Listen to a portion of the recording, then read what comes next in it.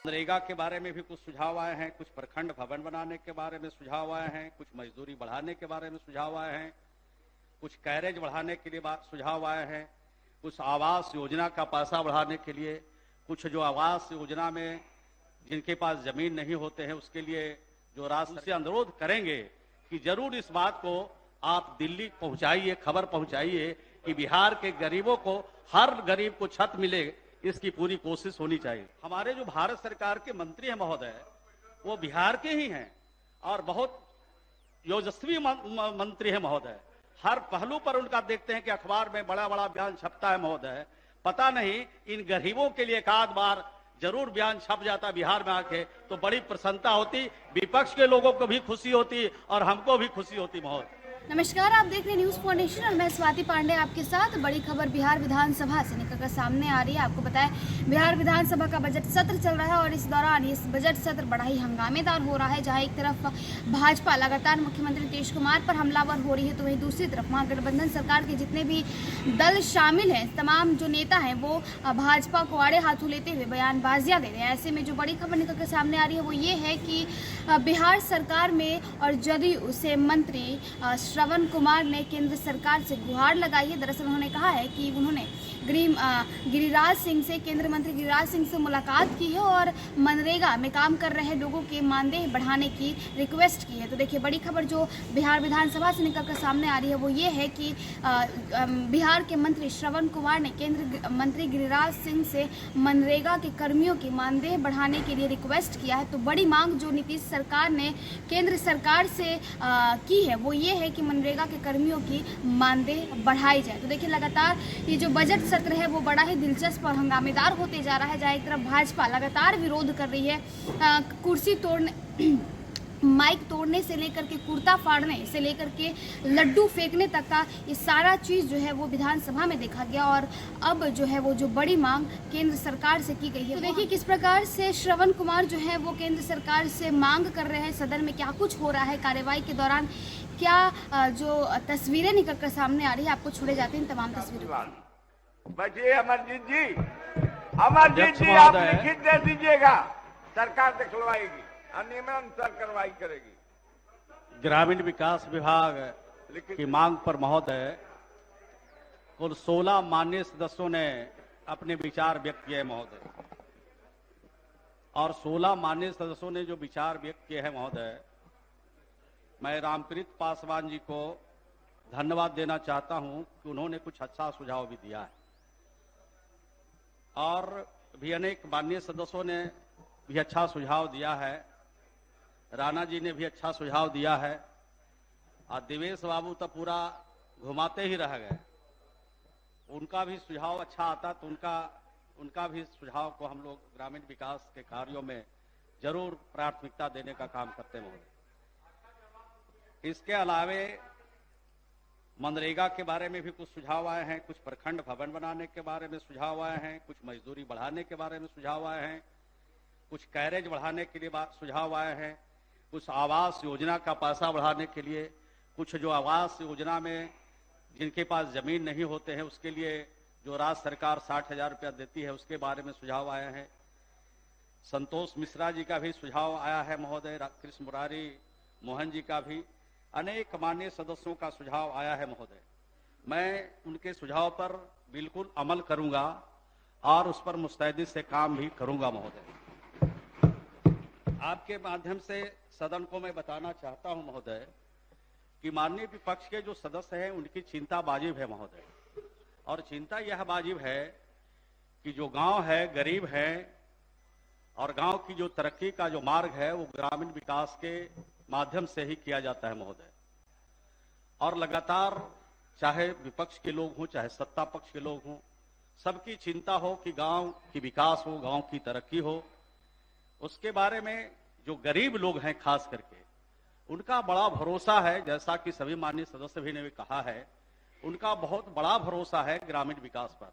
अगर किसी के घर में आग लग जाती है महोदय तो उनको अंचलाधिकारी के पास जाना चाहिए, लेकिन वो अंचलाधिकारी के पास नहीं जाते, वो सीधे बीडीओ को खबर करते हैं, बीडीओ को फोन करते हैं और उनको कहते हैं कि हमारे घर में आग लग गई है, हमारी सहायता कीजिए। तो इतना भरोसा है कि सभी विभागों, गांव में कोई भी घटना हो, कोई भी बात हो, तो सीधे प्रखंड विकास पदाधिकारी को इसके बारे में जानकारी दी जाती है। अब मैं प्रधानमंत्री आवास की चर्चा मैं करना चाहता हूं महोदय कि प्रधानमंत्री आवास योजना जो गरीबों के लिए है महोदय, हर गरीब को अपना छत हो, इसके लिए भारत सरकार ने 2024 लक्ष्य निर्धारित किया है कि हर गरीबों को घर 2024 तक हम दे देंगे महोदय। लेकिन अफसोस के साथ कहना पड़ता है महोदय कि 2018-19 में एक भी आवास का लक्ष्य बिहार को प्राप्त नहीं हुआ महोदय, और 2022-23 में भी एक भी लक्ष्य बिहार को प्राप्त नहीं हुआ। कैसे गरीब का घर बन सकता है, कैसे गरीब को छत मिल सकता है महोदय? ये माननीय विपक्ष के जो साथी बैठे हैं, माननीय सदस्य हैं, उनसे अनुरोध करेंगे कि जरूर इस बात को आप दिल्ली पहुंचाइए, खबर पहुंचाइए कि बिहार के गरीबों को, हर गरीब को छत मिले, इसकी पूरी कोशिश होनी चाहिए। हमारे जो भारत सरकार के मंत्री हैं महोदय, वो बिहार के ही हैं और बहुत योजस्वी मंत्री हैं महोदय। हर पहलू पर उनका देखते हैं कि अखबार में बड़ा बड़ा बयान छपता है महोदय। पता नहीं इन गरीबों के लिए एक आध बार जरूर बयान छप जाता बिहार में आके तो बड़ी प्रसन्नता होती, विपक्ष के लोगों को भी खुशी होती और हमको भी खुशी होती महोदय। प्रधानमंत्री आवास योजना के बारे में महोदय कहना चाहते हैं महोदय, आपके माध्यम से कहना चाहते हैं माननीय मंत्री महोदय, एक मिनट। अध्यक्ष महोदय, माननीय मंत्री जी क्या किए वो बता नहीं रहे हैं। माननीय सदस्य जो उठाया कि भ्रष्टाचार चरम पर है, उस पर चर्चा नहीं कर रहे हैं। ये हम आएंगे, हम उस पर भी बोलेंगे। अभी तो विपक्ष के माननीय सदस्य ने जो प्रश्न उठाया उसका ही जवाब दे रहे हैं। माननीय मंत्री जी, आप अपना चालू रखें। अध्यक्ष महोदय, बिहार में महोदय हम लोग सिर्फ भारत सरकार के भरोसे नहीं है महोदय, हम लोगों ने बिहार में मुख्यमंत्री आवास योजना ग्रामीण भी चलाया महोदय, मुख्यमंत्री आवास सहायता योजना भी चलाया महोदय, और मुख्यमंत्री वास स्थल क्रय योजना भी चलाया महोदय। हम लोग 2-3 योजना गरीबों के बारे में कितना चिंतित है बिहार की सरकार, ये आपके माध्यम से सदन को बताना चाहता हूं। मुख्यमंत्री आवास योजना जो है महोदय कि हम लोग विधायक हैं और जो गांव के शहर में जो लोग रहते हैं महोदय, हर साल अपने घर का डेंटिंग पेंटिंग करते हैं, और जो गरीबों का घर बना महोदय 1 जनवरी 1996 से पहले वो बेचारा का घर रहने के लायक नहीं है, जिसकी चर्चा अभी कर रहे थे हमारे पासवान जी, कर रहे थे, माननीय सदस्य कह रहे थे रामकृष्ण जी। वही बात मैं उठा रहा हूं कि 1 जनवरी 1996 के पहले जिनके घर बने हैं और उनके घर रहने के लायक नहीं है, उनको राज्य के खजाने से 1,20,000 रुपया देने का काम हम लोग करते हैं। ये तो बिहार से बाहर दूसरे किसी राज्य में नहीं है, ये तो बिहार ही में है।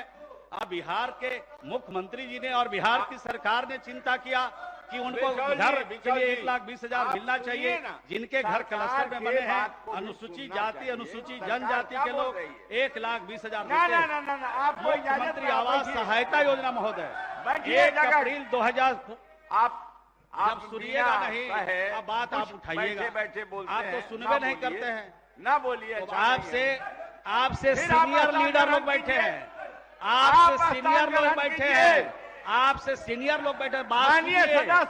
मैं कोई गलत बात कहूं तो उसको मत सुनिए, आपकी इच्छा है। 1 अप्रैल 2010 से पहले जिनके घर बने हैं महोदय, उनके बातों को कार्यवाही में न लिखा जाए। अध्यक्ष महोदय, 1 अप्रैल 2010 से पहले जिसकी चिंता हमारे विपक्ष के साथी कर रहे थे, सरकार की जो इंदिरा आवास के रूप में चाहे जिस भी योजना से बना हो, 1 अप्रैल 2010 से पहले उनके आवास अधूरे रह गए हों, जिन कारणों से अधूरे रह गए हैं, उनको भी बनाने के लिए राज्य के खजाने से बिहार की सरकार 50,000 रुपया देती है महोदय। ये काम हम लोग करते हैं गरीब। ये योजना बिहार के बाहर दूसरे राज्य में नहीं है। अब ये मुख्यमंत्री वास स्थल क्रय की चिंता भी माननीय सदस्यों ने किया कि 50-60 हजार में जमीन नहीं मिलता है, उसकी चिंता किया महोदय, बहुत अच्छी बात है। लेकिन जो आहार पर, पैन पर जो कहीं पर बसा हुआ है गरीब आदमी, उसको हटाने से पहले हम उनको चिन्हित करते हैं। अगर उसके पास जो जमीन आप नहीं सुझाव है, दिए अपना वही बोल मकान रहे नहीं हैं। है, तो उसके लिए हम 60,000 रुपया देते हैं महोदय। आपके सुझाव पर ही लेकिन तो बोल अगर रहे हैं। वहां सरकारी जमीन उपलब्ध हो जाता है महोदय, तो सरकारी जमीन पहले देते हैं, और सरकारी जमीन नहीं है तो 60,000 रुपया हम उनको जमीन खरीदने के लिए देते हैं। ये बिहार से बाहर किसी दूसरे राज्य में नहीं है। जहां जहां भाजपा की सरकार है महोदय, वो उसे पता ही लगा ले माननीय सदस्य, और तब कहें कि कितनी चिंता है महोदय हम लोग को बिहार में गरीबों के लिए कितनी चिंता है।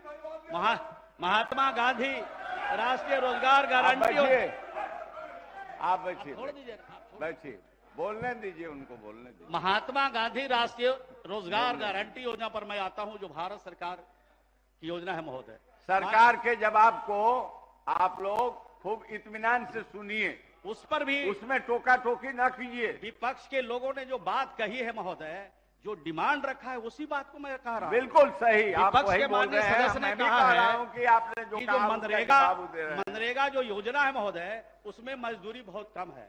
मैं उनकी राय से सहमत हूं, और आज पहली दफा सहमत नहीं हूं महोदय। मैं ग्रामीण विकास की तरफ से, ग्रामीण विकास मंत्री होने के नाते महोदय, मैं दिल्ली गया था, और दिल्ली में माननीय मंत्री जो ग्रामीण विकास हैं गिरिराज बाबू, उनसे मैं मिला था, और हमने कहा कि 210 रुपया जो मजदूरी है महोदय बहुत कम है।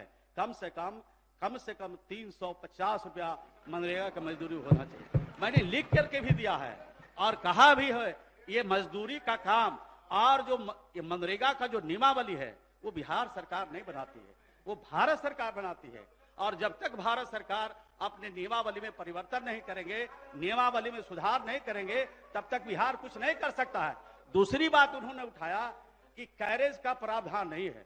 10% प्रावधान है महोदय कैरेज का, तो 10% तक कैरेज मिलता है। लेकिन माननीय जो सदस्य की जी चिंता है कि कैरेज ज्यादा होना चाहिए, क्योंकि गरीब का घर बन रहा है, उसमें मिट्टी डालना है, जो खेल मैदान बन रहा है, जो पशु शेड बन रहा है, उसमें मिट्टी डालना है। तो हम भी आपकी राय से सहमत है कि इसको 10% से इसको बढ़ाया जाना चाहिए। और सदन के माध्यम से कहना चाहता हूं महोदय कि भारत सरकार से प्रस्ताव भारत सरकार को भेजना चाहिए, और सदन में जो माननीय विपक्ष के लोग बैठे हैं उन्हीं का प्रस्ताव है, और सत्ता पक्ष भी मैं समझता हूं सब लोग सहमत है कि सर्वसम्मत प्रस्ताव जाना चाहिए, ताकि भारत सरकार इसको बढ़ाए। ये बात कहना चाहता हूं। तीसरी बात तो बोल रहे हैं, बैठिए। तीसरी बात मैं कहना चाहता हूं महोदय कि हमारे जो त्रिस्तरीय पंचायत